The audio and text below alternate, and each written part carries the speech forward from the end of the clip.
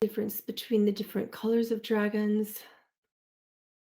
Green often represents earth, but every culture holds a different color. In some colors in the east, it would be yellow for earth, or brown in certain portions of the west. In certain ancient times, there would be a conglomeration of color. Perhaps it's fiery red. Blue or white often represents the sky. In certain cultures, green or aquamarines can represent the water.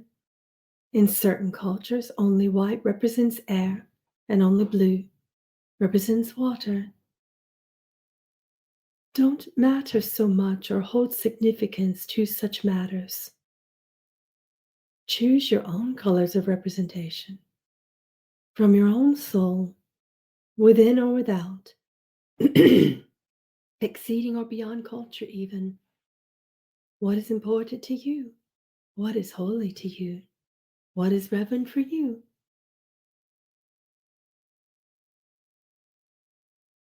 When you make something matter and it is not reverent to you, then it will matter not to you.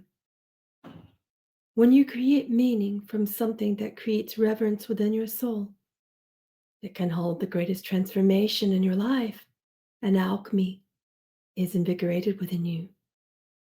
This is how meaning is important for what matters and what won't.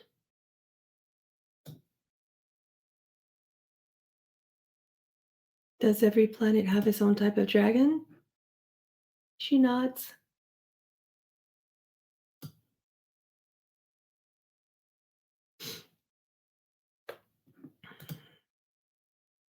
If most animals lost their magic, what are the animals still having and using magic in their way of life?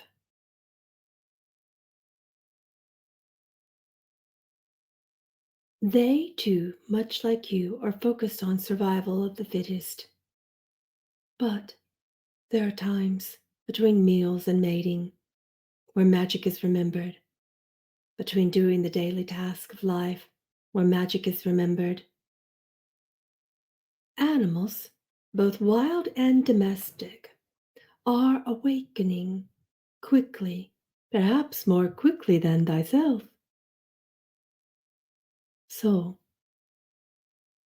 animals can connect uniquely through the elements, no matter what they're doing, and unlike humans, animals can connect to magic while eating. It's not as if they pull out the fire and cook upon it, as man does. Animals can connect to the synergy of life when they are eating plants or other animals, without casting shame and unworthiness upon themselves. Animals recognize without shame or unworthiness or fear what can be done. Animals do not classify themselves as vegan or non vegan.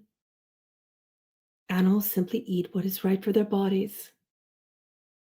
Animals understand unique synergies, whether it be through eating or breath, through swimming, through reproduction, through the most primitive, instinctive nature of animals. It is still magical and spiritual for them. But what we mean when we say they have lost their magic is not what you think. For the magic is never gone from animals as it has in humans. Animals can still be in deep survival mode and also recollect that survival holds a certain magic that is beautiful, necessary, and loving. Can you say the same? Perhaps not. And this is why they are awakening more than the humankind. When we say that animals have lost their magic, what we mean is that they choose not to speak with you. They choose not to speak with you. They only speak with humans who have remembered their magic. Trees choose not to speak with you. So who has forgotten? Is it them or is it you?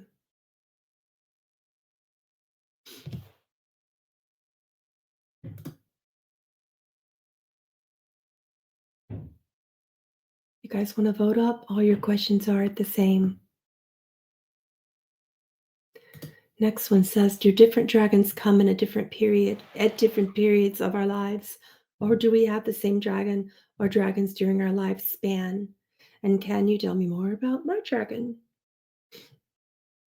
I have on special right now for patrons, there's a discount to learn your dragon's name, to know all about her. There's a reading that's like 10 or 15 minutes, I don't remember which, to be able to ask all the questions about your dragon. So I'm going to hold it for that. Otherwise, we will be here all day um, connecting to each person's individual dragon. But Shiloh says there are dominant dragons and subdominant dragons. The wisdom dragons, every person has a wisdom dragon, which is assigned to the person at birth. And then when the wisdom is learned, the dragon becomes slightly more dormant, but still very protective. The dragon will still guard you, but once you have learned all the mastery that it can share with you, you will begin to align with and incorporate the entrance of various dragons for various reasons in your mastery. And these subdominant dragons, called the knowledge dragons, are there to appease you, to keep you entertained. Because once you learn the most vital 1 to 3 lessons that you are here to learn in your purpose and mastery, everything else is entertainment and service. These dragons that come and go at will entertain, enliven, invigorate, and inspire you. They will motivate you and create great aspirations towards all subdominant purposes in your mastery, and they will keep you encouraged to serve Earth.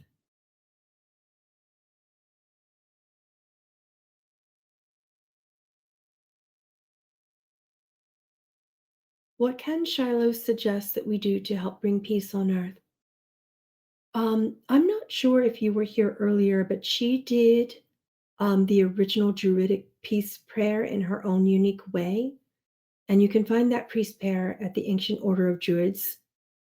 Um, and you can find it just by going backwards in that and doing that ceremony daily. And she says that the more people that do it together as a whole, the more powerful the prayers can be.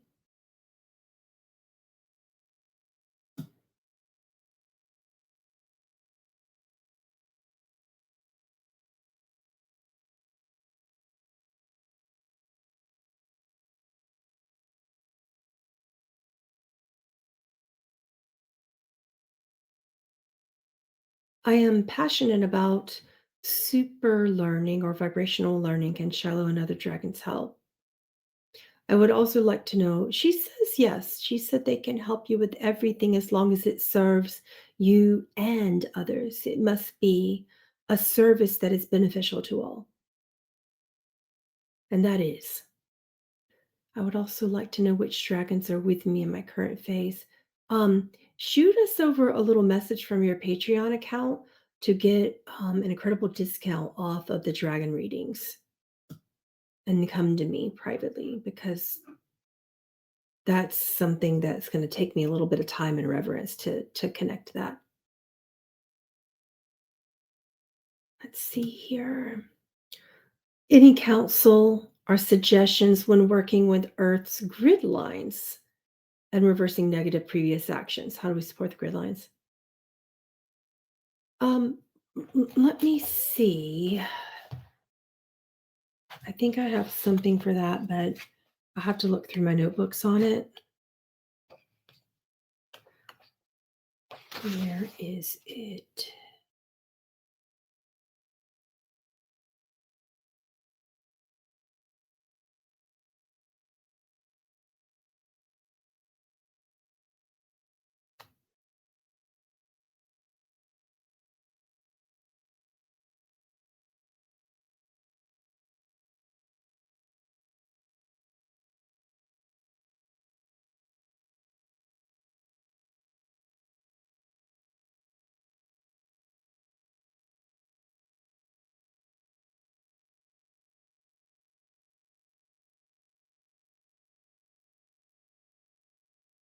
don't have it in this particular notebook. Let's see. Yeah, I don't think I do. I thought I did, but I don't. Okay. She says, walk upon them.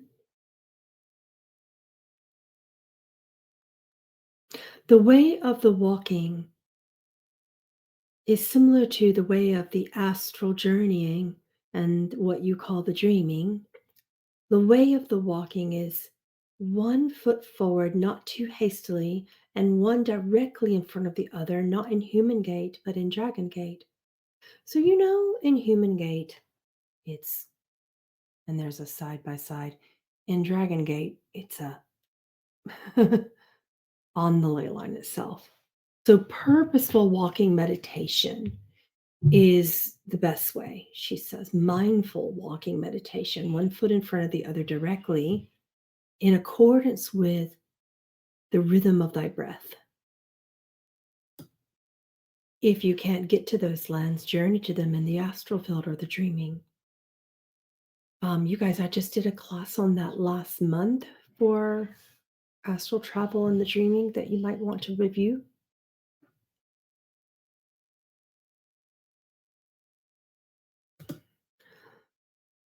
Can I call in any color of dragon as I need to? She says, dragons come to you at will, but with deep humility you may request, we may or may not attend thee, such as the way of the dragon wisdom. It comes as necessary, not as per your wanting. Call, and if you call and express gratitude, unlike the Fae who require offerings, we require that you are ready. Continue to seek and ask, and it shall be given you at the time of your need, but not at the time of thy wanting.